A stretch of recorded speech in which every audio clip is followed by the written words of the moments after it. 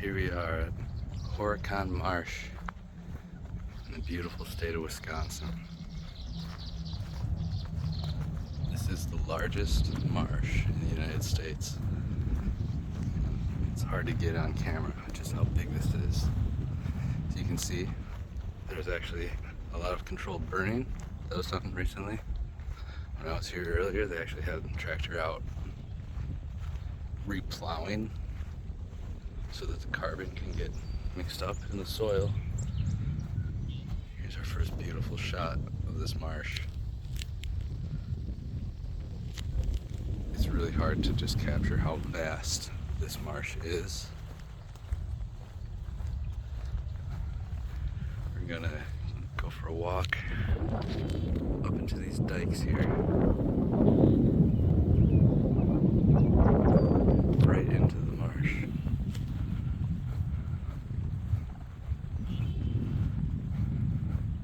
Hoping to see a lot of waterfowl on this. I can hear some cranes. I actually can see them up there.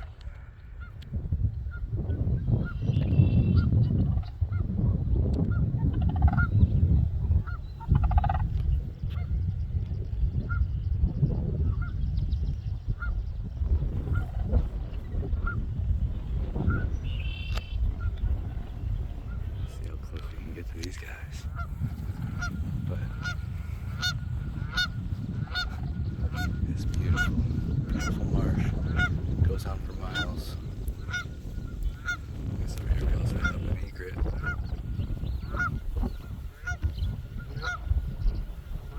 The geese there.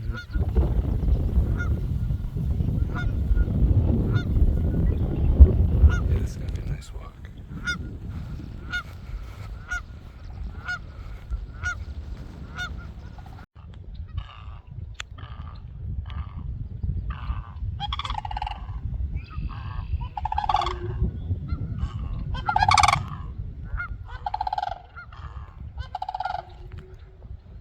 Trying to walk really slow to not scare these guys as much as possible, but it's not working. They don't like me.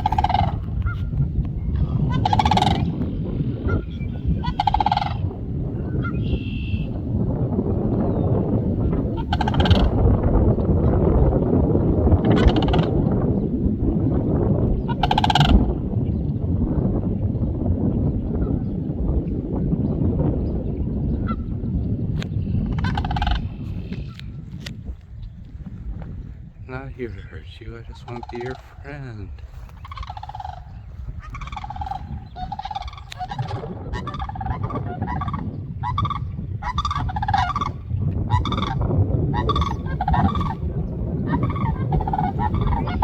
And they disappear.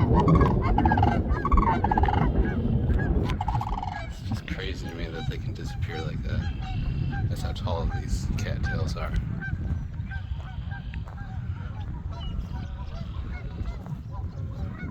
My understanding is cattails are one of these things that actually make it a marsh. I'm definitely not a scientist, but my understanding is marshes like this, wetlands with, you can see little spots of forest, but it's mostly wetlands with cattails, fresh water. This one's along the Rock River, actually. A large body of water over there is one of the main tributaries for the Rock River. Other big wetlands include swamps and bogs. Again, I'm not a scientist, I'm just a layman, but my understanding is bogs have a little bit more forest and not as many open water spots like this. And then swamps are also very forested, and like mangroves and such. And then if you really don't care at all, you can just pretend that marshes are up north and swamps are down south, because most of the time you'll be right.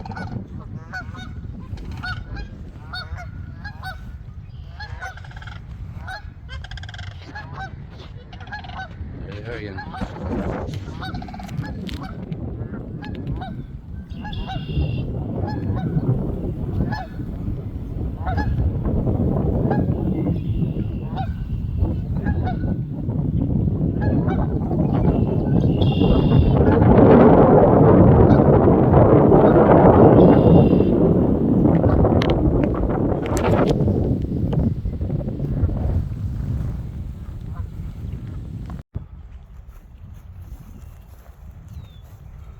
This is a pretty sweet spot right here, actually.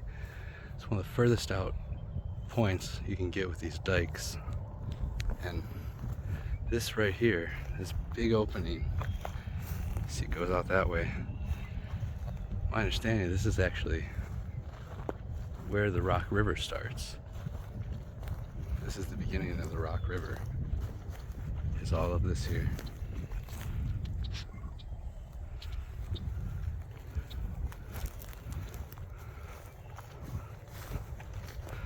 So we got to the left of us is the Rock River. To the right is the marsh, but the river runs through the marsh, as you can see, because the other side of the river is then the marsh again. It's beautiful though.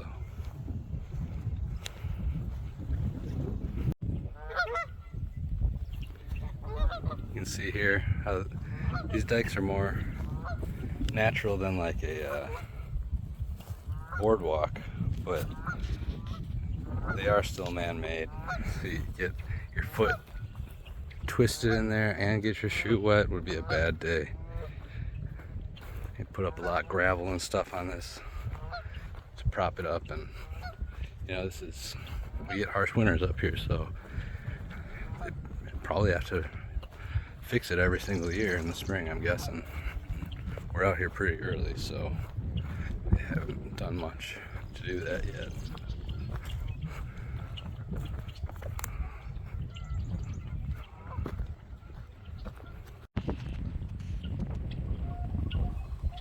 We have our great blue heron. Wouldn't even let me get close enough. They are more flighty than the cranes have been, but I think we can still mark him as one of our animals for the day.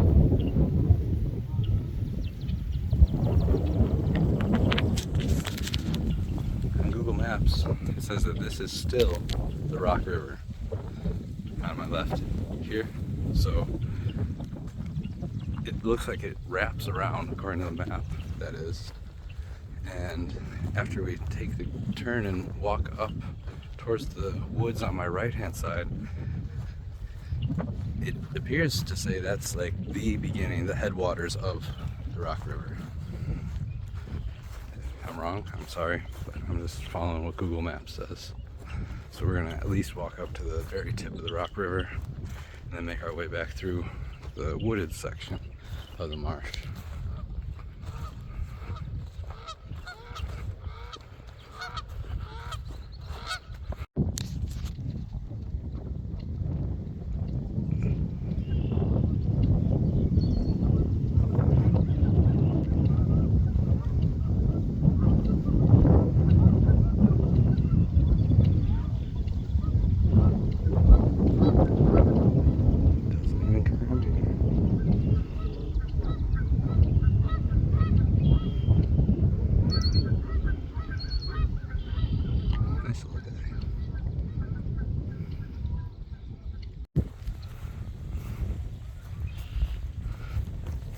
Alright, that's it right there.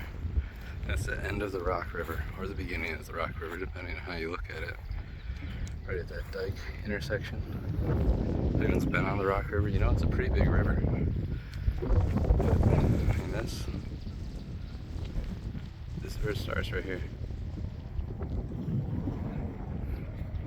Those geese, they poop, and it goes all the way down the river.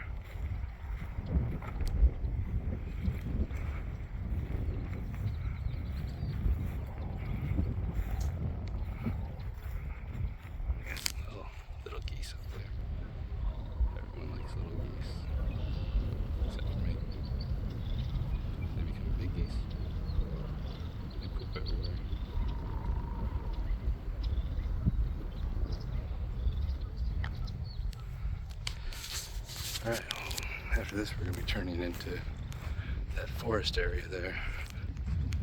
You can see even farther out in the marsh, there's still spots of forest, but majority of it is what we think of when we think of a marsh, cattails standing in water.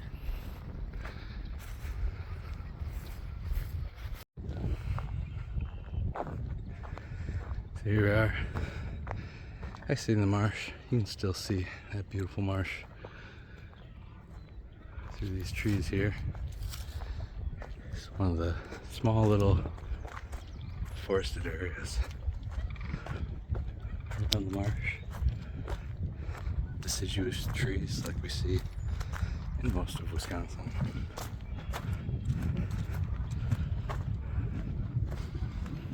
Still early spring, so everything's really just starting to bud up here. We're in more central Wisconsin. Down in southern Wisconsin, everything's just about in bloom already. Yeah, such a beautiful place.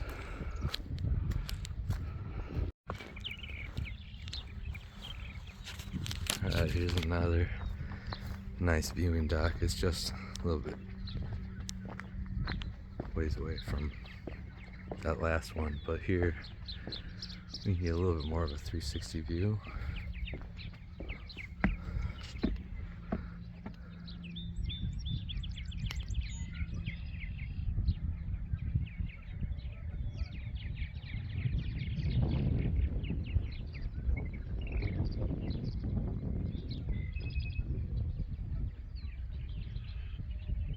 See all the controlled burns. That's what this black is in front of me here.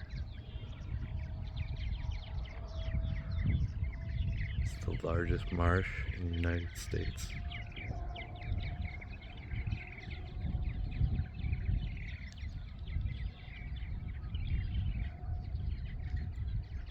Horicon Marsh.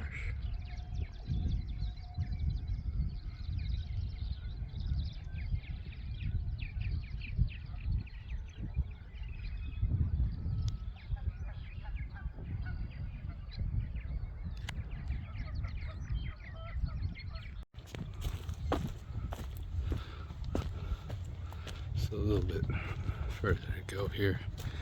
We'll be back at the car. So we've done about half of Horicon Marsh. Unfortunately, I have to go back to work now and be inside.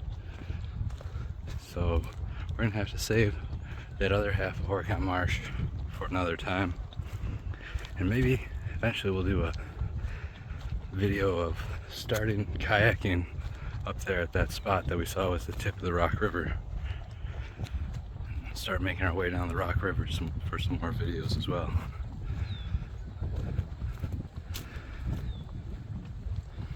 Until then, we'll just have to see what we can find.